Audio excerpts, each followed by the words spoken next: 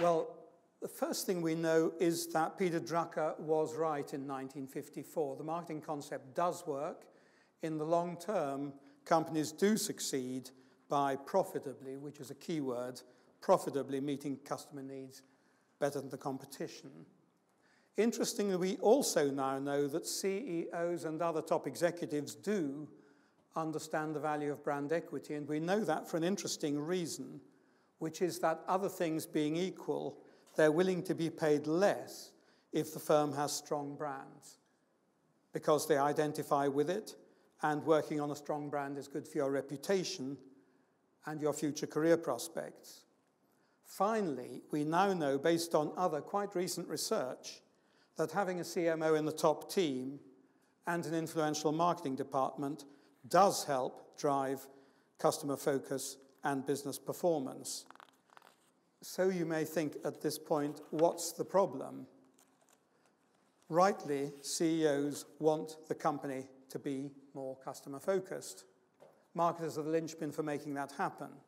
Surely their role should be exalted, and top management should respect them and should consult them whenever they're making a decision which hinges on how customers will respond to something. And that's pretty much all business decisions. But that isn't what happens. In reality, most marketers have only limited business impact and career success. In other words, marketing is important in the sense of customer focus, but marketers often aren't.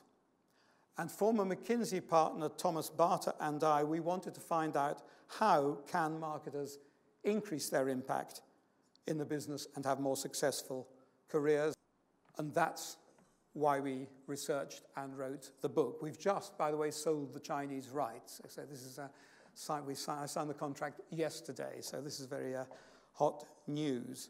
Now, obviously the research is explained in some detail in the book, but in summary, we collected detailed self-assessments from over 1,200 marketing leaders from around the world. We also looked at 360-degree data on another 7,400 marketing and non-marketing leaders, and rounded out with depth interviews. So it's not just about what senior marketers said about their own behavior and impact and success. It's also about what their bosses and their peers and their subordinates said, and how that compared with equivalent 360 data on leaders in other functions like sales and operations and finance. Now, we think there are three reasons to explain this paradox, that marketing is important, but marketers often are not. Three reasons why marketers are not naturally influential in companies. Every marketer, including all of you, faces three gaps. And gap number one is a trust gap. If you think about what you've done in the last week or so, how much of that work was about the future? Future sales, future campaigns, future products. 50%, 70%, maybe 100%. Marketing is mostly about the future. And what do you think when someone says, I can tell you what will happen in the future? You're skeptical. That's why when you, as a marketer, stand next to someone from finance or operations, much of what you say will sound less reliable, because it is. As a marketer, you'll always face a trust gap. Gap number two is a power gap.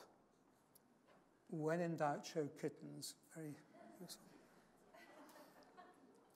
Best thing on the internet as well. But now imagine your company has the best customer experience in the market. It has the best products, the best distribution, the best sales and service support, the best value for money. How many people in your company will be involved in creating that? Many. In fact, directly or indirectly, almost everyone in the company. And how many of them report to marketing? Very few, particularly in B2B. Most of the people you need to create a great customer experience don't report to marketing. If they want to, they can pretty much ignore you. You have to earn their support. Gap number 3, of course, is the skills gap. There was a time when, as an experienced marketer, you were the expert. Your team could look to you for detailed advice on what they were doing. The reality today is that no one can be an expert on every aspect of marketing. There's just too much. It's changing too fast. Half of what the 23-year-olds are doing didn't even exist when the CMO was 23. You simply can't know it all. These 3 gaps, the trust gap, power gap, skills gap, explain why, although marketing is important, marketers often aren't. Nevertheless, in our very large sample, despite these challenges, quite a few marketers in our study did really well with high business impact and career success. Why? What did they do? Was it their gender? No. B2B versus B2C? No, although we can come back to that in the Q&A if you want. Personality? Not really. You can't really blame your parents.